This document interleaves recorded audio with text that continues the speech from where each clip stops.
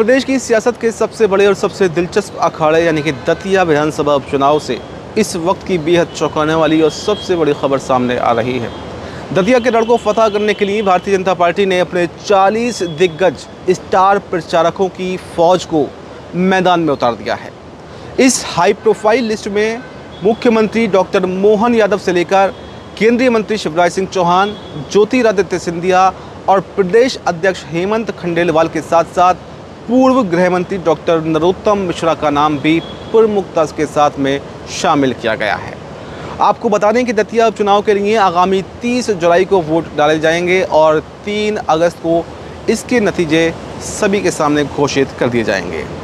आज नामांकन दाखिल करने की आखिरी तारीख है, जहां पर दोनों ही दल अपना अपना भारी शक्ति प्रदर्शन करते हुए दिखाई दे रहे हैं। दतिया उपचुनाव का पूरा घटनाक्रम आज सबसे निर्णायक मोड़ पर पहुंच चुका है, क्योंकि आज नामांकन पत्र दाखिल करने का आखिरी दिन है।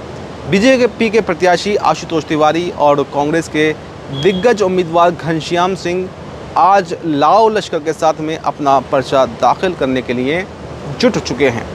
बीजेपी जहां नरोत्तम मिश्रा के टिकट कटने के बाद में उपजे असंतोष को दबाकर अपनी एकजुटता दिखाने की कोशिश कर रही है, तो वहीं पर कांग्रेस भी ग्वालियर चंबल संभाग में अपनी ताकत का एहसास कराने के लिए पूरी तरह से तैयार है और अपना दमखम के साथ में प्रचार में जुट चुके हैं। कांग्रेस प्रत्याशी के नामांकन के दौरान नेता प्रतिपक्ष उमंग सिंघार, प्रदेश अध्यक्ष जीतू पटवारी, अजय सिंह और पूर्व मंत्री पीसी शर्मा समेत मध्य प्रदेश कांग्रेस की पूरी टॉप लीडरशिप दतिया की सड़कों पर शक्ति प्रदर्शन करती हुई नजर आ रही है।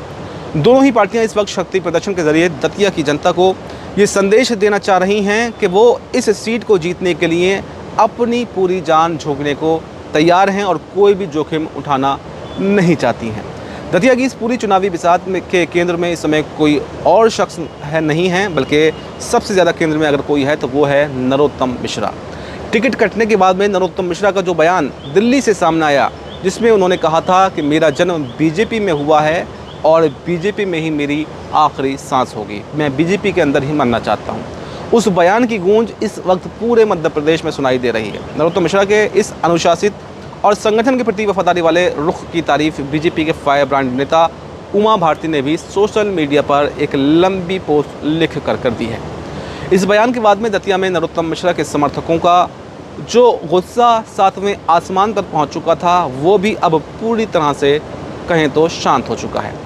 नरोत्तम मिश्रा ने खुद ये ऐलान कर दिया है कि वो आज बीजेपी उम्मीदवार आशुतोष तिवारी के नामांकन में न सिर्फ शामिल होंगे, बल्कि उन्हें भारी मतों से चुनाव जिताने के लिए दतिया के कोने कोने में सघन प्रचार भी करेंगे। यानी उन्होंने नाराज़गी को पूरी तरह से अब मिटा दिया है। भले ही नरोत्तम मिश्रा पार्टी के साथ खड़े दिखाई दे रहे हैं, लेकिन राजनीतिक पंडितों का मानना तो यह है कि दतिया का ये उपचुनाव आशुतोष तिवारी से ज़्यादा खुद नरोत्तम मिश्रा की राजनीतिक प्रतिष्ठा का एक लिटमस टेस्ट बन चुका है। यदि 3 अगस्त को आने वाले नतीजों में बीजेपी के आशुतोष तिवारी चुनाव जीत जाते हैं, तब तो सब कुछ ठीक है, इसका पूरा क्रेडिट नरोत्तम मिश्रा को जाएगा। लेकिन ये माना जा रहा है कि अगर उन्होंने निजी हितों को दरकिनार कर संगठन को सर्वोपरि रखा, जिससे पार्टी में उनका कद और मजबूत होगा।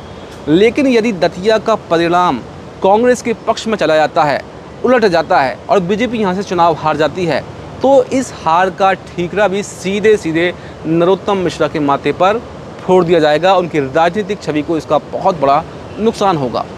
राजनीतिक हलकों में ये कयास लगाए जा रहे हैं कि नरोत्तम मिश्रा के समर्थकों और कार्यकर्ताओं ने अंदरूनी तौर पर पार्टी का पूरा सहयोग नहीं किया है और भीतर घात की वजह से बीजेपी को ये सीट गंवानी पड़ी। और यही वजह है कि नरोत्तम मिश्रा इस समय बेहद फूंक कर अब कदम रख रहे हैं। यानी अगर कहें तो नरोत्तम मिश्रा इस समय बीच में फंसे हुए हैं। दूसरी तरफ विपक्षी दल कांग्रेस इस समय बेहद ऊंचे आत्मविश्वास के साथ में चुनावी मैदान में डटा हुआ है। कांग्रेस के रणनीतिकारों का साफ कहना है कि बीजेपी चाहे आशुतोष तिवारी को उतारे या फिर खुद चाहे नरोत्तम मिश्रा को उतारे, दतिया की जनता ये मन बना चुकी है।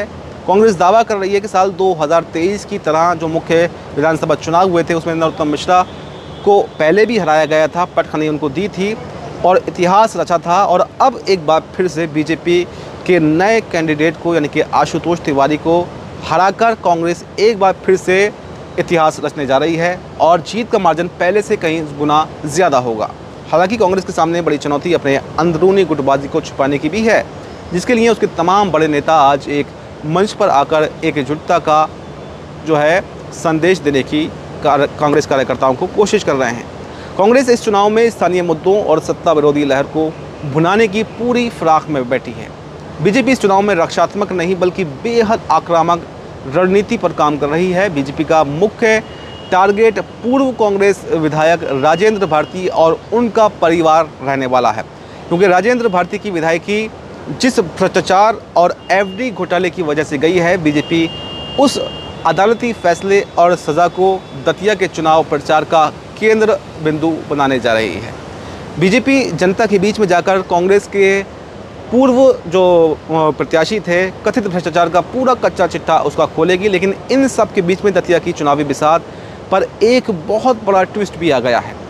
दामोदर यादव ने भी मैदान में कूदकर अपना नामांकन दाखिल कर दिया है।